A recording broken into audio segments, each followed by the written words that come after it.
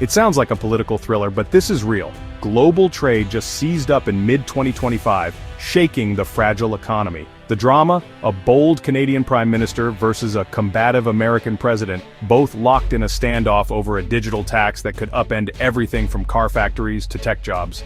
Canada fired first, slapping a digital tax on big tech. Trump retaliated, threatening tariffs that could devastate the North American auto industry. Suddenly, the integrated auto supply chain was on the brink of collapse, with jobs and industries from Quebec to Michigan in the crosshairs. But just as a trade war seemed inevitable, Canada slammed the brakes, suspending the tax in a stunning move. What really happened behind closed doors? Let's peel back the layers of this digital tax showdown. Prime Minister Mark Carney's opening move, it was bold, calculated, and designed to send a message not just to Canadians but to the world. Bill C96, a 3% digital services tax aimed squarely at tech giants like Google, Amazon, and Meta. The pitch was simple: fairness.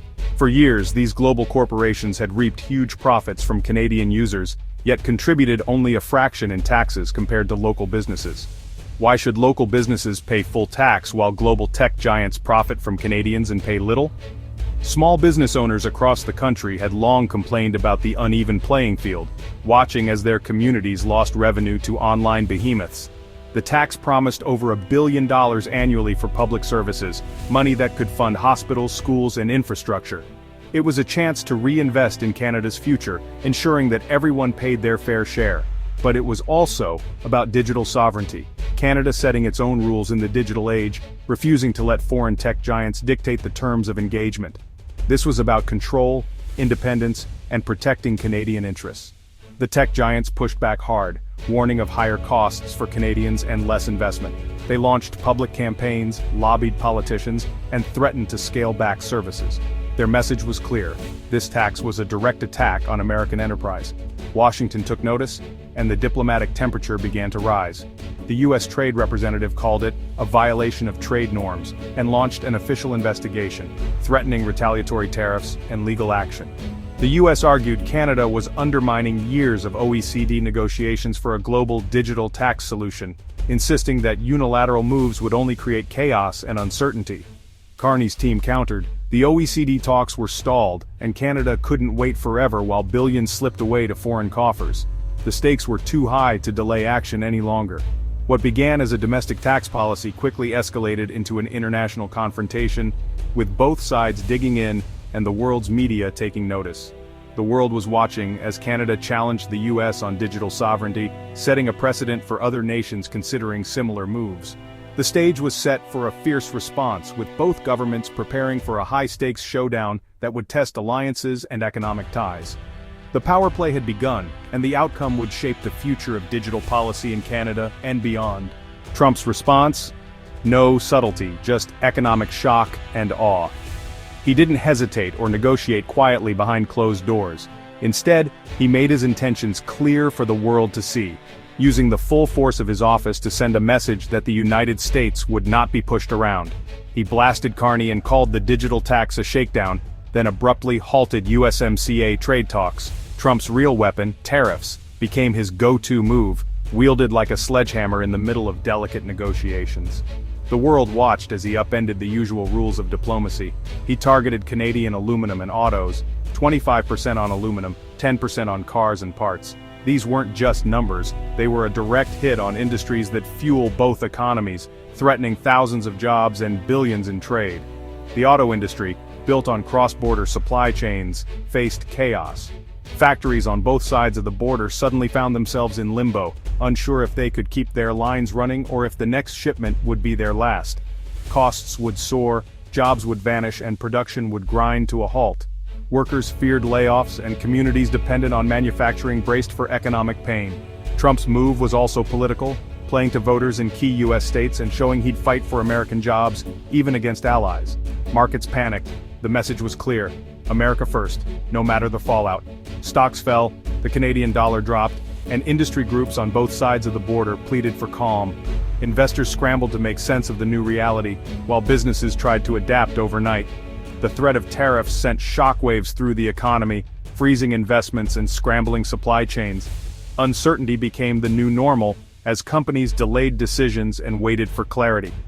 Trump had turned a tax debate into a high-stakes game of chicken. Both sides dug in, knowing that a single misstep could trigger even greater economic damage. The question, who would blink first? Allies became adversaries, and the world watched the standoff with bated breath. The economic body slam had landed. The impact was felt far beyond the negotiating table, shaking confidence in global trade. The continent was on edge. From boardrooms to factory floors, everyone waited for the next headline, hoping for a breakthrough. The stakes had never been higher. The uncertainty rippled through every sector, leaving no one untouched. The world waited for the next move as leaders weighed their options and the future of North American trade hung in the balance. The fallout was immediate. Tariff threats sent a chill through the economy. Aluminum smelters in Quebec and auto plants in Ontario faced disaster. Over 150,000 Canadian jobs were at risk. U.S. automakers warned tariffs would raise car prices for Americans and trigger layoffs in Michigan and Ohio. Political pressure mounted on Carney as opposition parties and premiers demanded a solution. Behind the scenes, secret diplomacy kicked into high gear at the G7 summit in Italy. Canadian and American negotiators scrambled for a face-saving off-ramp, while European leaders pushed for a return to OECD talks. Carney faced a painful choice: back down and risk humiliation, or hold firm and risk economic catastrophe. The deadline for tariffs loomed. The G7 became a pressure cooker of last-minute deals and tense standoffs. Both sides needed a way out, but neither wanted to look weak. The world watched as the clock ticked down. The economic pileup seemed inevitable. Would anyone swerve in time? At the last moment, Canada swerved. In a surprise announcement, Carney suspended Bill C96, citing progress in international talks and the need to support the OECD process. He framed it as a strategic pause, not a surrender. Canada was stepping back to avoid a trade war but not abandoning its principles. Trump immediately claimed victory, ordering tariffs off the table and resuming trade talks. Markets rallied, industries breathed a sigh of relief, and the immediate crisis was over. In Canada, reactions were mixed. Supporters called it pragmatic leadership, critics called it capitulation. The core issue, how to tax the digital economy, remained unresolved. The suspension was a temporary fix, not a solution. The debate over sovereignty and economic risk raged on. The truce was fragile, the conflict unresolved. The brakes were on, but the engine was still running. The digital tax fight was far from over. The world waited for the next round. This wasn't just about one tax or one trade spat, it signaled a new era in global power and commerce. The world is witnessing a seismic shift, where the lines between technology, politics, and economics blur more than ever before.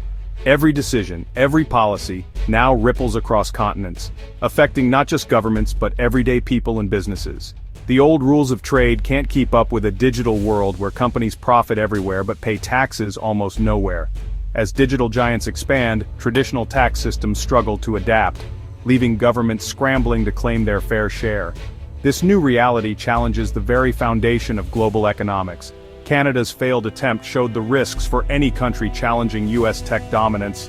Even well-intentioned efforts can backfire, exposing vulnerabilities and sparking diplomatic tensions that reach far beyond national borders.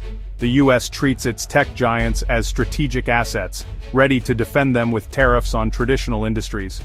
These companies are more than businesses. They're instruments of national influence, shaping policy and power on a global scale. The danger?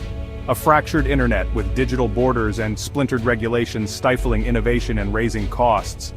If the world splits into digital blocks, the free flow of information and ideas could be lost, replaced by barriers and uncertainty. The auto industry learned it's now hostage to tech disputes, forced to rethink supply chains and political risk. What once seemed like stable partnerships are now subject to the unpredictable tides of global tech policy. Will companies shift production away from Canada? The uncertainty is real, and the stakes are high for workers, communities, and entire economies.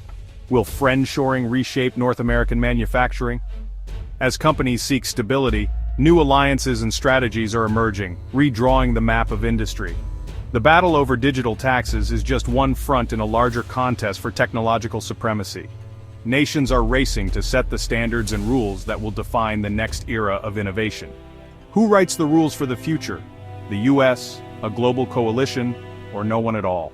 The answer will shape not just economies, but the very fabric of our connected world. The truce is fragile, the stakes enormous. Every negotiation, every compromise could tip the balance.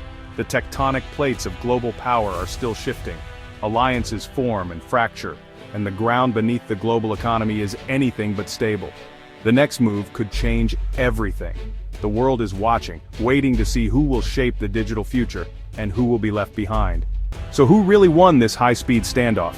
Trump gets to claim victory, flexing US power and warning others not to challenge American tech. For Carney, it's a tactical retreat. He avoided disaster, kept the tax alive for future negotiations, and preserved jobs. But Canada's limits were exposed. Economic sovereignty only goes so far when the US holds the keys. The episode chills future policy innovation. Any new digital tax will be haunted by this showdown. The auto industry, caught in the crossfire, is now rethinking its entire approach to risk and supply chains. The truce is just a pause. The core conflict over digital taxation is unresolved. The OECD faces immense pressure to deliver a global solution.